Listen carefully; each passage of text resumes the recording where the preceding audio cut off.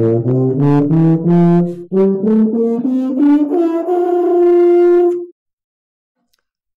herzlich willkommen auf tubalernen.de. Ich bin Raimund, dein Online-Tuba-Lehrer, und im heutigen Video verrate ich dir 2 Übungen, mit denen ich im letzten halben Jahr signifikant meine Höhe verbessert habe. Ja, du hast eben gerade gehört, das eingestrichene F, so ganz klar ist es noch nicht, aber vor einem halben Jahr war ich noch ganz weit davon entfernt, es überhaupt zu spielen. Und genau, wie ich da hingekommen bin, verrate ich dir in diesem Video. Warum aber sollte man überhaupt so hoch spielen wollen? Was bringt das? Da gibt es natürlich den offensichtlichen Grund. Man will einfach hoch spielen, weil man beispielsweise Solostücke lernt. Und ja, wenn man Solostücke lernt, dann kommen eben solche hohen Töne einfach hin und wieder vor. Zum Beispiel schaffe ich mir ja im Moment das Vaughan Williams Konzert drauf auf der Tuba, und da ist der höchste Ton eben dieses hohe F. Und ja, wenn ich noch ein bisschen übe, dann komme ich auch dahin. Es gibt aber auch Gründe für Tubisten, die nicht unbedingt das Konzert von Ralph Vaughan Williams spielen wollen, trotzdem hoch spielen zu können. Und zwar ist es so, dass man die Erfahrung macht, je höher man spielen kann, desto sicherer ist man in der Mittellage. Und was noch besser ist, die Töne, die einem vorher als hoch vorkamen, kommen einem jetzt eben irgendwie einfach leichter vor. Das heißt, vorher war so meine Schmerzgrenze so um das kleine B herum, das heißt hier. Da war das so ziemlich mein höchster Ton, das kleine B. Und ja, wenn ich jetzt ein kleines B sehe, kann ich das eben einfach ganz angstfrei spielen. Kann ich irgendwie, was weiß ich.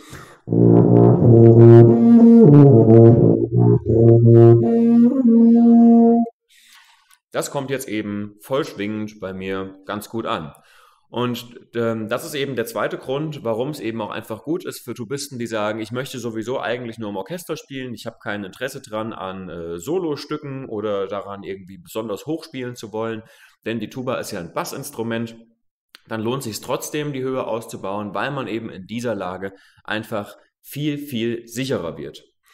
Genau, also das sind praktisch die beiden Gründe. Zum einen, man braucht es für Sololiteratur, zum anderen, es nimmt die Angst vor hohen Tönen, also die vorher als hoch galten und eben jetzt so obere Mittellage sind, wenn man einfach seine Range ausgebaut hat. Wie spielt man solche hohen Töne? Die Voraussetzungen sind erstmal, und die solltest du auf jeden Fall haben, bevor du die Übungen machst, die ich dir gleich zeige, sind erstmal eine gute Atemtechnik und dass die Zunge das tut, was sie tun soll. Also, dass wir beim Atmen gut stützen, dass wir quasi passiv einatmen. Beim Einatmen ist der Bauch weich. Beim Ausatmen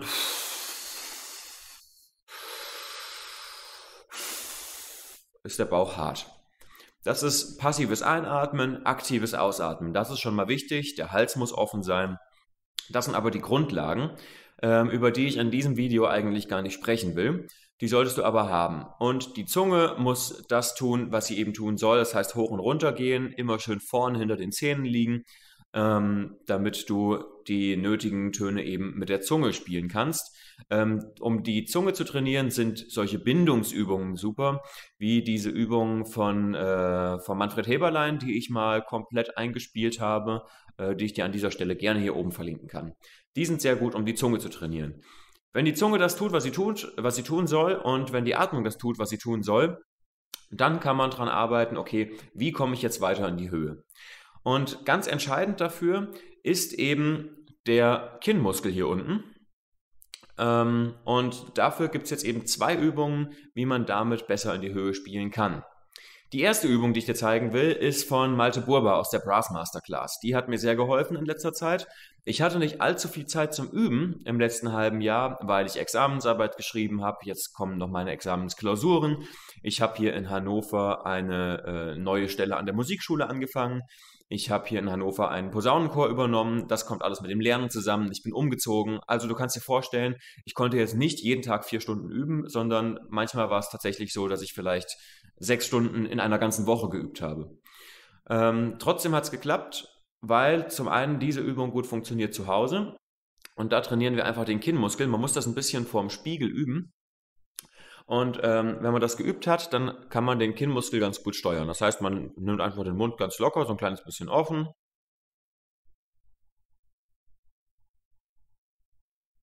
Und dann zieht man das Kinn nach unten. Am Anfang findet man diesen Muskel nicht. Man hat noch keine Kontrolle darüber, deswegen muss man es vorm Spiegel üben. Wenn man die Kontrolle drüber hat, dann zieht man den Kinnmuskel eben immer eine ganze Weile nach unten, bis es anfängt weh zu tun. Dann macht man kurze Pause, zieht ihn wieder runter und so weiter. Also einfach richtiges Kinnmuskeltraining. Der Kinnmuskel ist sehr, sehr wichtig. Wenn der Kinnmuskel das tut, was er tun soll, dann kommt dann eben auch noch die Binnenspannung bei den Lippen dazu und dann am Ende die maximale Kontraktion. Das heißt, wenn wir jetzt vom Kinnmuskel zur Binnenspannung gehen, sieht das so aus.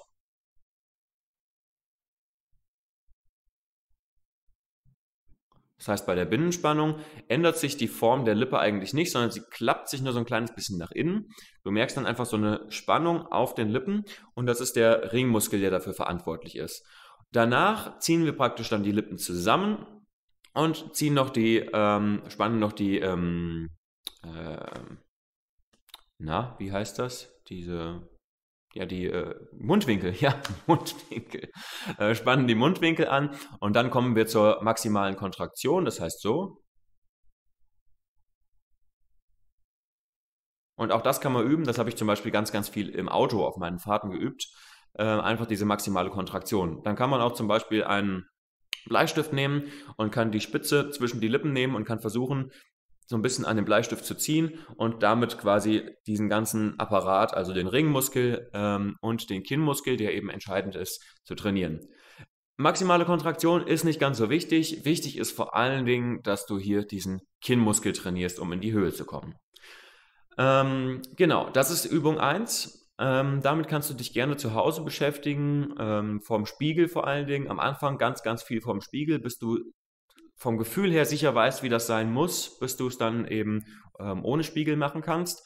Und jetzt möchte ich dir noch eine zweite Übung zeigen, die mir sehr geholfen hat, die auch auf den Kinnmuskel abzieht. Aber die funktioniert mit dem Instrument. Für alle die sagen, ja, irgendwie nur zu Hause, da vorm Spiegel so ein bisschen, da habe ich keine Lust drauf, sondern ich möchte das auch irgendwie mit dem Instrument üben. Für die ist diese Übung sehr, sehr gut. Und die hat mir auch Manfred Heberlein in seinem Unterricht gezeigt. Und die kommt aus diesem Buch. Das heißt Tägliche Übungen und ist von Walter Hilgers. Und aus diesem Buch ist das die Nummer 29. Und das ist eine relativ einfache Dreiklangsübung. Und ich zeige dir einfach mal, wie sie funktioniert. Die fängt schön in der Tiefe an und geht folgendermaßen.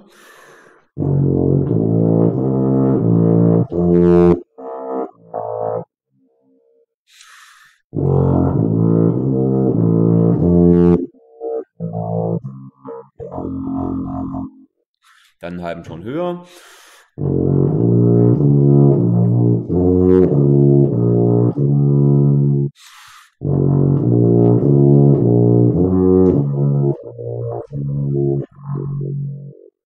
Dann noch einen halben Ton höher.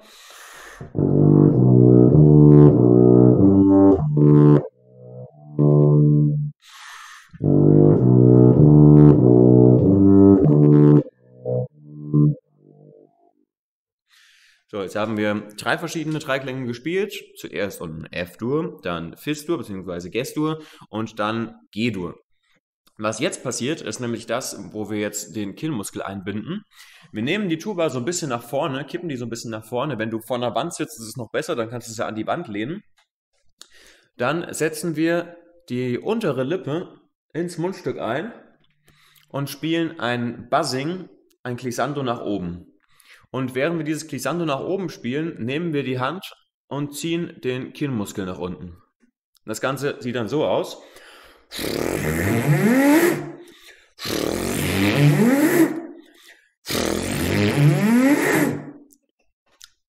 Genau. Bis du das drauf hast, wird ein bisschen dauern. Da muss man auch erstmal so ein Gefühl für kriegen. Das macht man immer 3 Mal. Und dann kommen praktisch die nächsten 3 Klänge. Geht dann jetzt hier weiter mit As-Dur.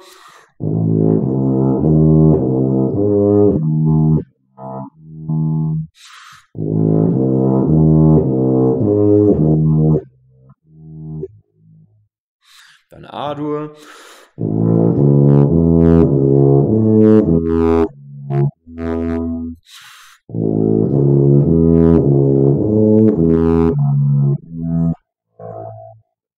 Dann B-Dur.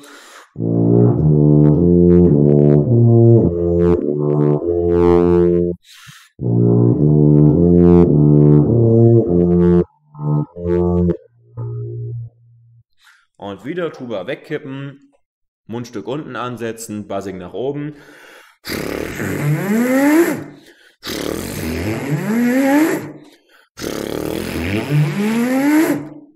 Ja, und dann geht das immer so weiter, bis man dann irgendwann irgendwo weiter oben ankommt. Sagen wir mal, jetzt kommen wir an in, ja, ich bin jetzt bei meiner Grenze. Grenze ist jetzt bei mir F-Dur.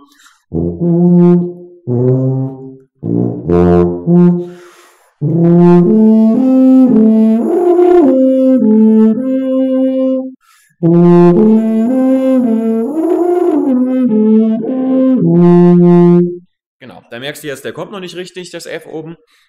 Genau, aber wenn man diese Übung eben Stück für Stück nach oben erweitert, nie mit Gewalt spielt, sondern einfach immer dann, wenn es geht, wieder einen Halbton oben drauf sattelt, dann ist das eine super, super Übung, um den Kinnmuskel zu trainieren und das Gefühl gleich mit der Zunge zu verbinden, was muss ich machen, wenn ich da oben in diese Höhen spielen will. Genau, ich habe mir diese Übung noch so ein bisschen markiert, so als Motivationshilfe für mich und habe quasi, das brauchen wir nicht, habe quasi hier die ersten 6 Übungen in blau markiert, dann die nächsten 6 in grün. Das ist dann der grüne Bereich. Dann kommt es hier den gelben Bereich, den orangenen Bereich. Und den orangenen Bereich kriege ich eben mittlerweile hin. Und der geht eben bis zum eingestrichenen E. Und dann kommt der rote Bereich. Dann kommen nochmal insgesamt 6 Übungen. Ja, und so weit bin ich halt noch nicht. Wenn ich wieder ein bisschen mehr Zeit zum Üben habe und das noch ein bisschen verbessern kann, dann komme ich da sicherlich auch noch hin. Genau, diese Übung ist wie gesagt aus Tägliche Übungen von Walter Hilgers. Man kann das sicherlich auch ohne das Heft machen, indem man eben sich selbst eine Dreiklangsübung ausdenkt oder auch eine Tonleiterübung. Entscheidend ist wirklich, dass man immer chromatisch ein Stück weiter geht und dass man zwischendurch eben diese Buzzing-Übung mit dem Kinnmuskel macht und dann kommt man eben einfach immer höher. Das Heft ist hauptsächlich für F-Tubisten gut. Von daher, wenn du B-Tuba spielst, würde ich sie nicht unbedingt empfehlen, denn die Übungen sind schon auf die F-Tuba ausgelegt. Genau, du kannst die Übungen logischerweise auch mit der B-Tuba spielen, aber sie sind eher alle im höheren Register und nicht so im Kontrabassregister und von daher gutes Heft für F-Tubisten. Wird unter dem Video verlinkt, kannst du dir gerne bestellen. Gut, dann hoffe ich, dass dir diese Übungen helfen, die ich dir heute gezeigt habe. Also die eine ist die von Malte Burba, maximale Kontraktion bzw. hier Kinnmuskeltraining. Die andere ist die von Walter Hilgers, Dreiklänge. Und ich weiß nicht, ob Walter Hilgers das erfunden hat oder ob das der Manfred war, mit diesem Kinnmuskel zwischendurch nach unten ziehen und das Buzzing nach oben. Gut, wenn du Fragen dazu hast, schreib es in die Kommentare. Ich freue mich über einen Daumen hoch. Melde dich doch auch gerne für den Newsletter an, abonniere den Kanal und hör auch mal in meinen Podcast rein. Den gibt es mittlerweile nämlich auch. Alles findest du auf tubalernen.de. Dann wünsche ich dir viel Erfolg beim Üben und tschüss.